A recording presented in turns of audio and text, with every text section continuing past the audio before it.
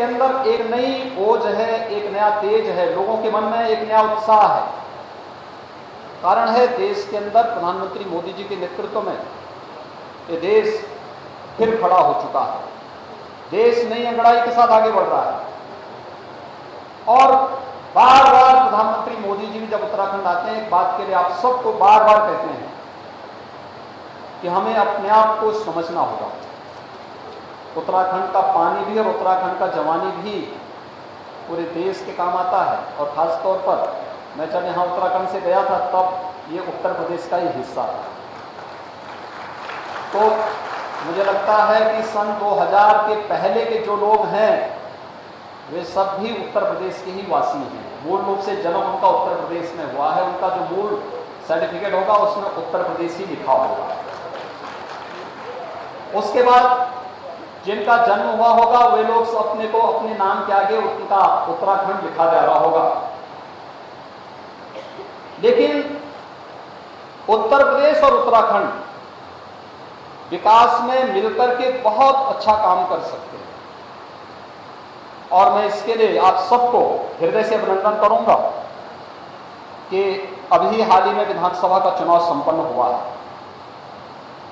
और आप सबने प्रधानमंत्री मोदी जी के आह्वान पर श्री पुष्कर सिंह धामी जी के नेतृत्व में फिर से भारतीय जनता पार्टी की लोकप्रिय सरकार के गठन में अपना योगदान दिया। भारतीय जनता पार्टी को प्रचंड बहुमत के साथ उत्तराखंड के अंदर सरकार बनवाने में अपना योगदान दिया। आज सरकार यहाँ पे कार्य कर रही है। मूर्ति यहाँ पर चुनाव के पहले ही स्थापित हो गई थी, लेकिन समय न मैं दे पा रहा था और न ही कार्यक्रम बन पा रहे थे। कोरोना का भी इस सदी की सबसे बड़ी महामारी से हम लोग उभरे हैं और उस बड़ी महामारी के दौरान आपने देखा होगा बहुत सारे लोगों ने अपने प्रियजनों को खोया है, लेकिन कोरोना प्रबंधन भारत का दुनिया के अंदर सबसे बेहतरीन रहा। प्रधानमंत्री मोदी जी के नेतृत्व में फ्री टेस्ट, फ्री में ट्रीटमेंट,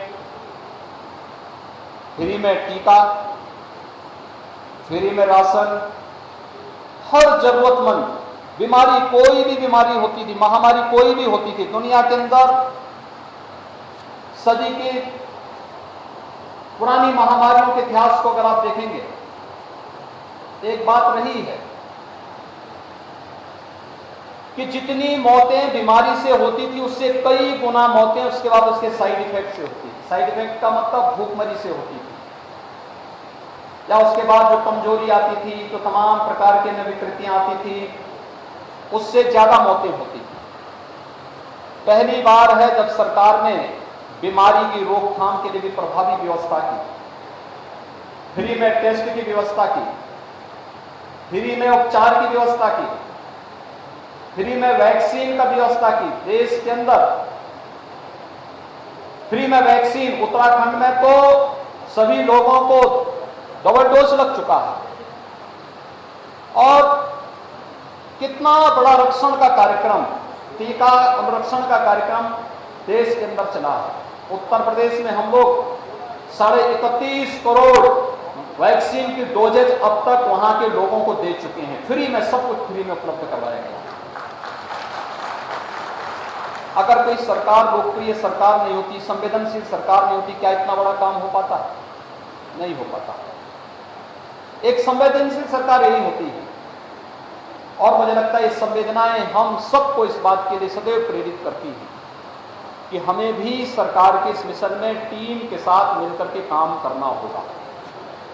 प्लान को बचाना पड़ेगा। उत्तराखंड को अगर बचाना है, केवल उत्तराखंड को बचाने की समस्या नहीं है, यह देश को बचाने की समस्या है। देश की उत्तरी सीमा से लगा हुआ क्षेत्र और उसकी सुरक्षा की दृष्टि से भी हमें प्लान को रोकना होगा। बहुत संभावनाएं हैं उत्तराखंड में। मैं भी मुख्यमंत्री से चर्चा कर रहा था, मैं यमकेश्वर गया था और कई वर्षों के बाद मुझे यमकेश्वर में दर्शन करने का अभी सौभाग्य प्राप्त हुआ। मैं देख रहा था वहां पर हम लोग बचपन में जाते थे और इसी महीने जब हम लोग जाते थे तो यमकेश्वर में वहां पे हम लोगों को नदी में नहाने का अवसर मिलता था। पूरा वहां पे इतना ज्यादा पानी होता था कि हम लोग वहां पे डुबकी लगाते थे, लेकिन आज वहां पानी नहीं, मुश्किल से पानी, बहुत हल्का हल्का पानी वहां पर दिखाई दे रहा है। आज यहां पे सभी गधेरे सूख चुके हैं। वृक्षारोपण करना होगा, जल संरक्षण के लिए प्रधानमंत्री जी के मिशन के साथ जुड़ना होगा। उत्तराखंड को बचाना है तो प्राकृतिक सौंदर्य आपके पास है, देव मंदिर है, स्पिरिचुअल टूरिज्म के साथ साथ इको टूरिज्म का बहुत बड़ा केंद्र बन सकता है। लाखों नौजवानों को यहां इसके माध्यम से नौकरी और रोजगार उपलब्ध हो सकता है, और उस अभियान के साथ हमें जुड़ना होगा। आज आपने देखा होगा यहाँ के लोकप्रिय मुख्यमंत्री बोल रहे थे कि अयोध्या और काशी में उनको जाने का अवसर प्राप्त हुआ। काशी में कितना संकरा, वाराणसी में भगवान बाबा विश्वनाथ मंदिर में जाने का कितना संकरा रास्ता था, 5 फुट का रास्ता था। प्रधानमंत्री मोदी जी के विजन को सरकार ने लागू किया। आज वहां पे केवल मंदिर कैंपस में ही, जहां पर 50 लोग इकट्ठा नहीं हो सकते थे, आज वहां पर 5 लाख श्रद्धालु एक दिन में आ जाए तब भी कोई समस्या नहीं खड़ी होने वाली। इतना अच्छा गलियारा बना दिया गया है, इतना अच्छा स्थान बना दिया गया है, और प्रतिदिन काशी विश्वनाथ मंदिर में 1 लाख श्रद्धालु दर्शन करने के लिए वर्तमान में आ रहा है। 1 लाख श्रद्धालु। अयोध्या में राम मंदिर का निर्माण हो रहा है। राम मंदिर का निर्माण जब हो जाएगा, अयोध्या में भी प्रतिदिन 1.5 से 2 लाख से कम श्रद्धालु नहीं आने वाला है। ये केवल श्रद्धालु नहीं आता है, और श्रद्धालु अपने साथ तमाम रोजगार लेके आता है। होटल चलेंगे, टैक्सी चलेंगी, गाइड का काम होगा, दुकानें चलती हैं, कोई फूल माला की दुकान लगाता है, कोई स्थानीय वस्तुओं की वहां पे मार्केट सजाता है, कोई वहां पर होटल्स का संचालन करेगा, कोई गाइड का काम करेगा, कोई रेस्टोरेंट चलाएगा, तमाम अन्य गतिविधियां वहां पर संचालित होती हुई दिखाई देंगी। और एक टूरिज्म इतना माध्यम है, इतने लोगों को रोजगार और नौकरी के साथ जोड़ देगा। उत्तराखंड की जितनी आबादी है उससे ज्यादा यहां पर टूरिज्म की संभावनाओं को विकसित करके पूरे उत्तराखंड के साथ साथ देश के लिए बहुत कुछ हम यहां के माध्यम से कर सकते हैं। इसीलिए प्रधानमंत्री जी ने कहा कि अगली सदी हमें उत्तराखंड की सदी के रूप में बनाना चाहिए, और उत्तराखंड को सदी के रूप में स्थापित करने के लिए हमें सबसे पहले पलायन को रोकना होगा, और पलायन को रोकने के लिए हमें अपने स्कूलों में जाने की आदत डालनी पड़ेगी। मैं यहाँ पे देखता हूँ बच्चियाँ ज़्यादा स्कूल जाती हैं, बच्चे कम जाते हैं। वो थोड़ा बड़ा होता है वो भाग जाता है, कहीं और जगह काम ढूंढता है। लेकिन पढ़ाई पूरी तन्मयता के साथ करेंगे, दुनिया आपकी प्रतिभा का लोहा मानेगी। अपने गुरुजनों पर विश्वास करिए, अपने बड़ों की कमियों को मत देखिए, अच्छाई को देखिए। हम जो कुछ भी हैं, मैं सच कह सकता हूं कि पूज्य अपने माँ बाप के संस्कार, पूज्य गुरुजनों ने जो शिक्षा दी, जो संस्कार दिए, और जो कुछ भी हम लोगों ने इसके बाद शिक्षा पूरी हुई, तो दीक्षा मुझे गोरखपुर में पूज्य महंत अवेद्यनाथ जी से प्राप्त हो गई। बहुत दिव्य अलौकिक संत थे, और ये सौभाग्य है इस क्षेत्र के लोगों का कि महंत अवेद्यनाथ जी जैसा संत इस धरती पर पैदा हुआ, और उनके सानिध्य में मुझे वहां पर आगे अपना कार्यक्रम आगे बढ़ाने का अवसर प्राप्त हुआ। और पूज्य महंत अवेद्यनाथ जी के सानिध्य में मैंने व्यावहारिक जानकारी ली, लेकिन व्यावहारिक जानकारी के बाद सामाजिक जानकारी हमारी क्या होनी चाहिए, समाज की बारे में हमारी सोच क्या होनी चाहिए, ये मेरा सौभाग्य है प्रधानमंत्री मोदी जी के रूप में एक यशस्वी नेता भी हमें प्राप्त हुए। और आज आप देख रहे होंगे उत्तर प्रदेश, जिसके बारे में लोग कहते थे कि ये कभी सुधरेगा नहीं, जिसके बारे में लोगों ने मान लिया था कि यहां दंगे कभी समाप्त नहीं होंगे, यहां पे गुंडागर्दी कभी समाप्त नहीं हो सकती है, कभी विकास नहीं कर सकता। आज देश के अंदर विकास की दौड़ में अग्रणी राज्य के रूप में उत्तर प्रदेश बढ़ रहा है। आज गुंडागर्दी एकदम समाप्त हो गई है, कोई गुंडागर्दी नहीं है। मैं आज लखनऊ से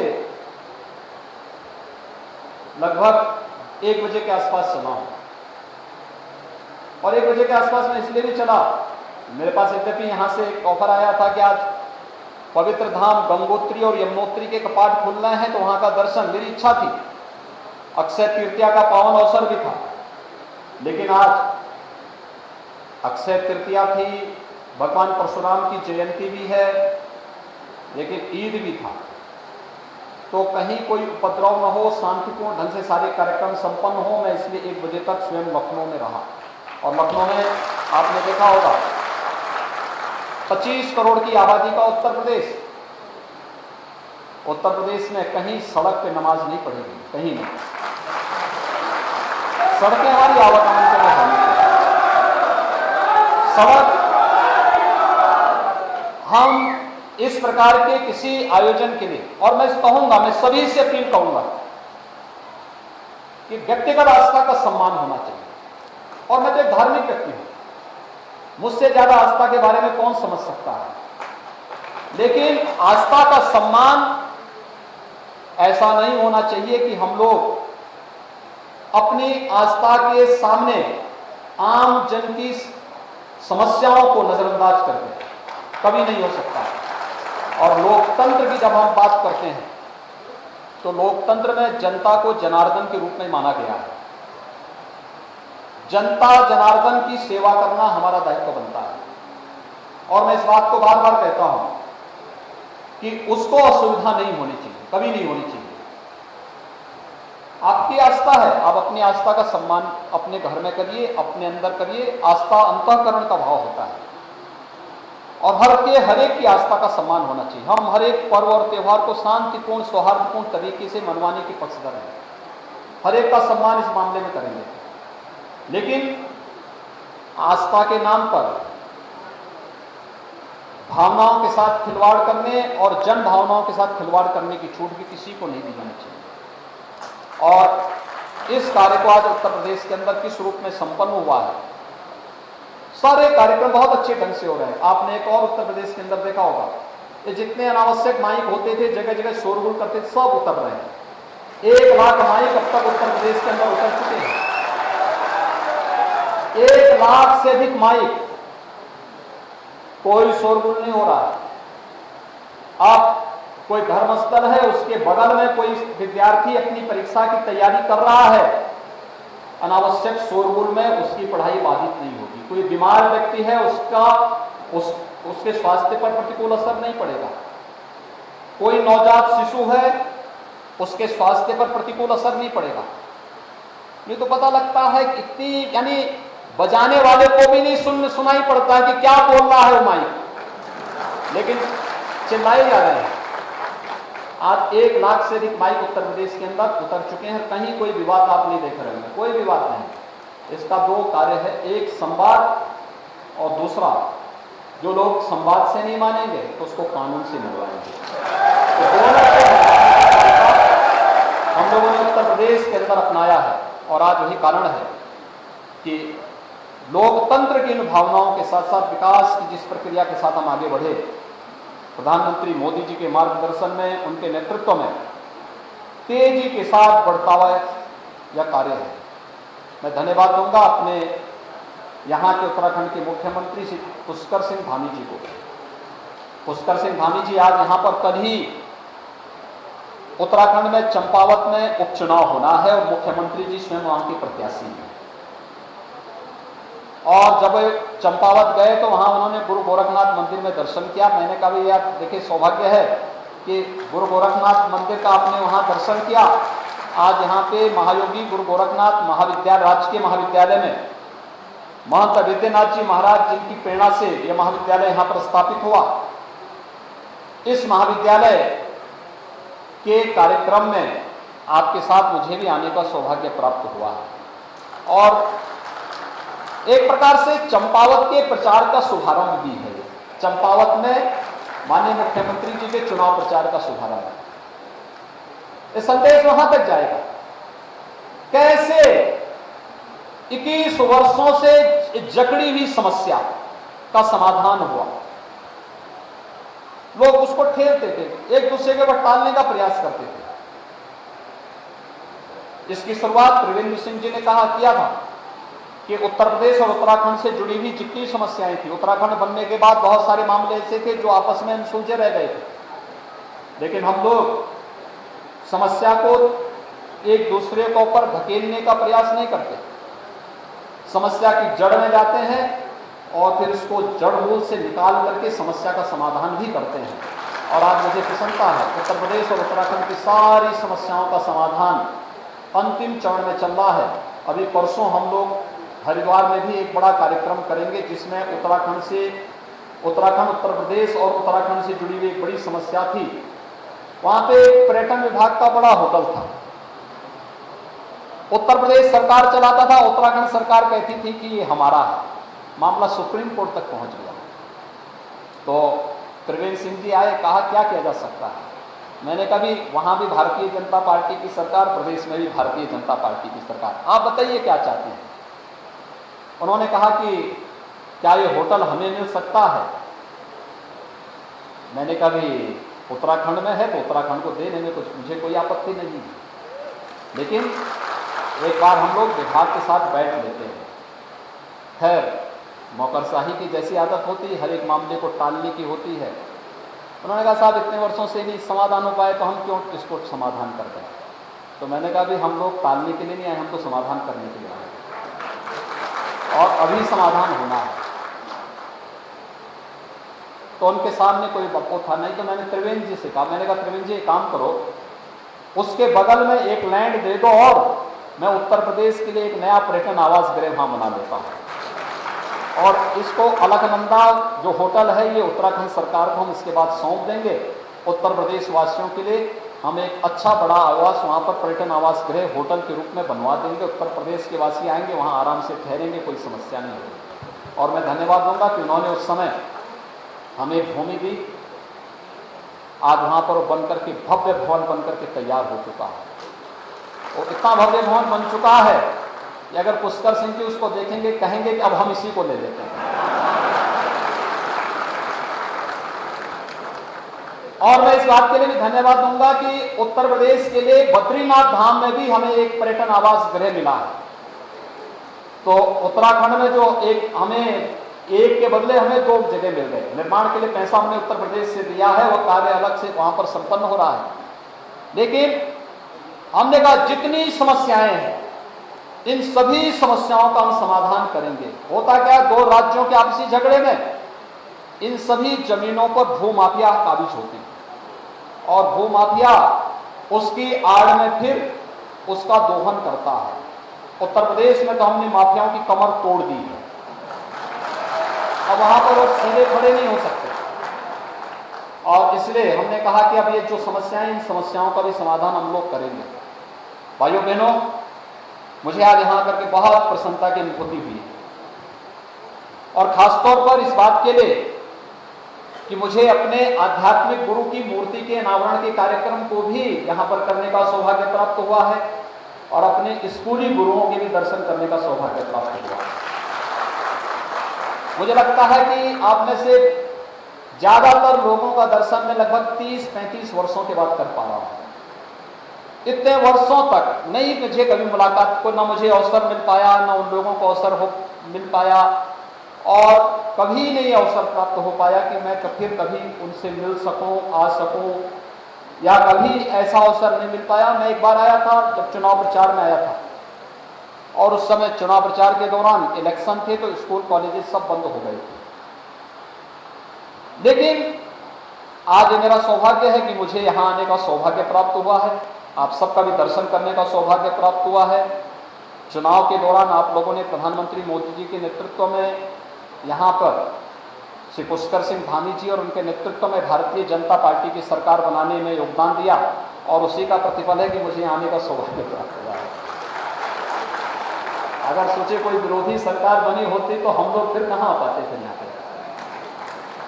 रेणु मिश्र जी अगर यहाँ के विधायक नहीं बने होते, पुष्कर सिंह जी यहाँ के मुख्यमंत्री नहीं बने होते, भारतीय जनता पार्टी की सरकार नहीं बनी होती, तो कभी भी मुझे फिर अवसर ही नहीं मिल पाता फिर, क्योंकि फिर तो राज्यों के आपसी द्वंद्व चलते हैं, बहुत सारे ऐसे विवाद होते हैं, इतना समय न मुख्यमंत्री जी के पास होता न मेरे पास होता, हर व्यक्ति अपनी व्यस्तता में रहता है।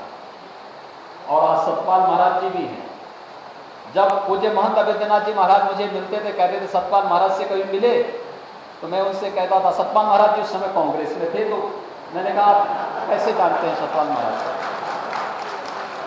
तो उन्होंने कहा भी सतपाल महाराज जी मेरे बहुत प्रिय है। मैंने कहा कैसे? कहा कि एक बार कुंभ में उन्होंने मुझे क्या बाड़ी और हांडो और बाड़ी खिलाया।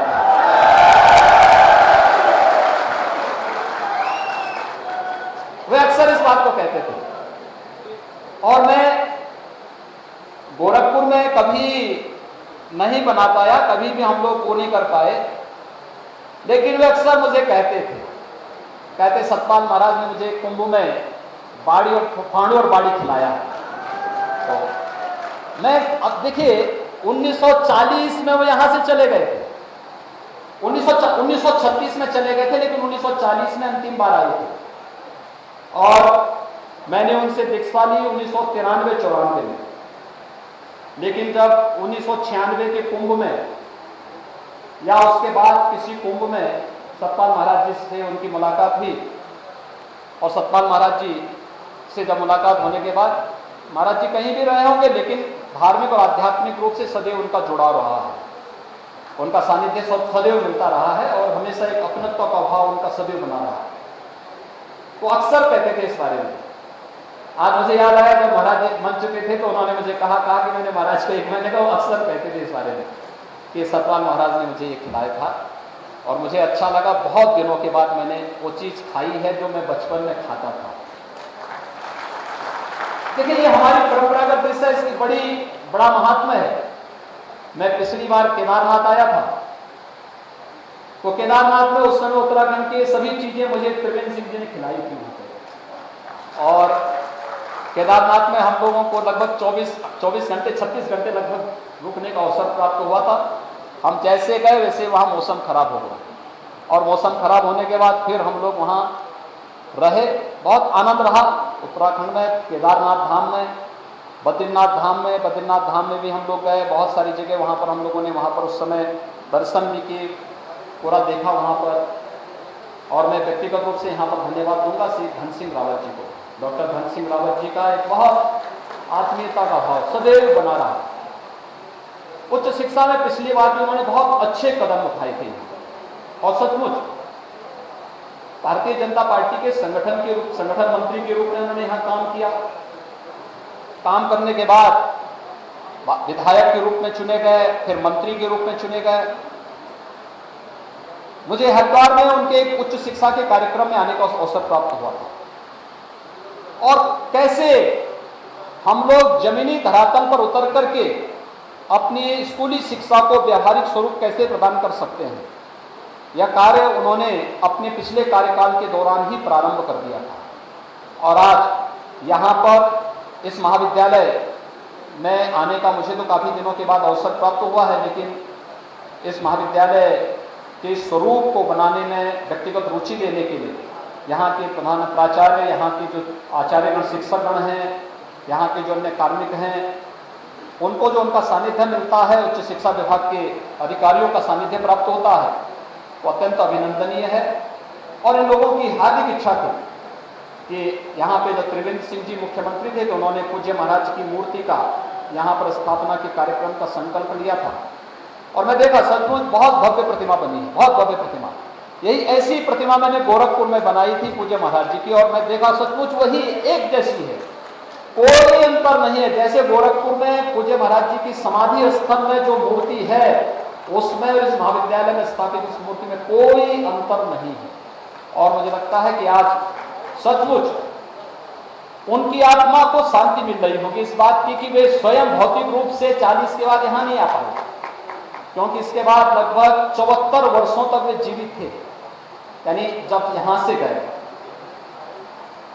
2014 में उनको ब्रह्मलीन हुए थे, 1940 से 2014 तक मेरी इच्छा थी अंतिम समय में उनको लाने की यहाँ पर, लेकिन उनका स्वास्थ्य अचानक, जब भी मैं कार्यक्रम बनाता था स्वास्थ्य कुछ खराब होता था। हो सकता है विधाता को इस मंजूर नहीं था और अक्सर स्वास्थ्य उनका खराब होता था। कोटद्वार में तो आए थे, कोटद्वार में जब खंडूरी जी सांसद थे, उन्होंने देवी मंदिर के कार्यक्रम में महंत जी को बुलाया था और वे पूछते थे, देखिए इतनी याद उनको अब भी थी, उस समय भी थी, 2013 तक 14 के प्रारंभिक उसमें तक तो पूछते थे वहां पर क्या के बारे में कि भाई वहां वो थल नदी भी था, चमकोट खाल के बारे में पूछते थे, यमकेश्वर के बारे में पूछते थे कि यमकेश्वर में भी एक मेला लगता था। कितना पुराना मेला है यमकेश्वर का। महंत अवैधनाथ जी महाराज ने 1936 में ये क्षेत्र छोड़ दिया था, लेकिन तब भी उनको याद थी कि यमकेश्वर में मेला लगता था। यानी छोटी छोटी चीजों के बारे में उनको सारी जानकारी थी और लेकिन उनको आने का अवसर प्राप्त नहीं हुआ, तो भौतिक रूप से नहीं आ पाए। लेकिन आज उनकी प्रतिमा यहाँ पर इस भव्य रूप में उत्तराखंड सरकार ने स्थापित किया है। मैं इसके लिए उत्तराखंड सरकार को, यहाँ के माननीय मुख्यमंत्री जी को, डॉक्टर धन सिंह रावत जी को, माननीय सतपाल महाराज जी को और उनके सभी सहयोगियों को मैं हृदय से इसके लिए धन्यवाद दूंगा कि उन्होंने पूज्य महाराज जी को यहाँ पर सम्मान दिया। और मेरे स्कूली शिक्षकों को, जो मेरे स्कूली गुरुजन थे, उनसे मुझे बहुत दिनों के बाद यहाँ पर मुलाकात करने का सौभाग्य उन्हें दिया है। मैं एक बार फिर से आप सबका हृदय से धन्यवाद देता हूँ कि आपने उत्तराखंड के अंदर एक लोकप्रिय सरकार का गठन किया है और इस लोकप्रिय सरकार के कारण आज मुझे यहाँ पर आने का अवसर प्राप्त हुआ है।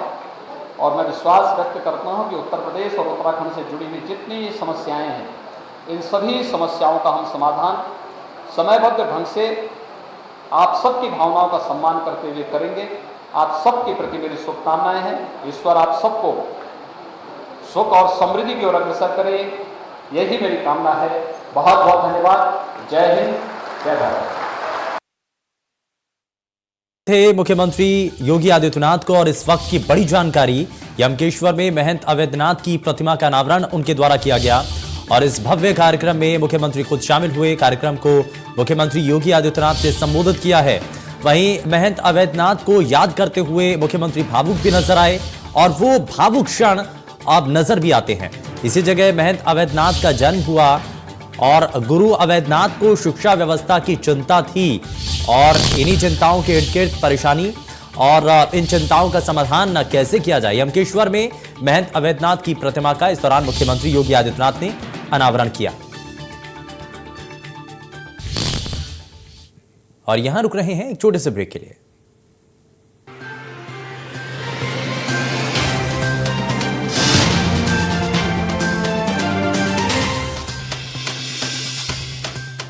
डाइटिंग व डाइट रिस्ट्रिक्शन के कारण आप कुपोषण के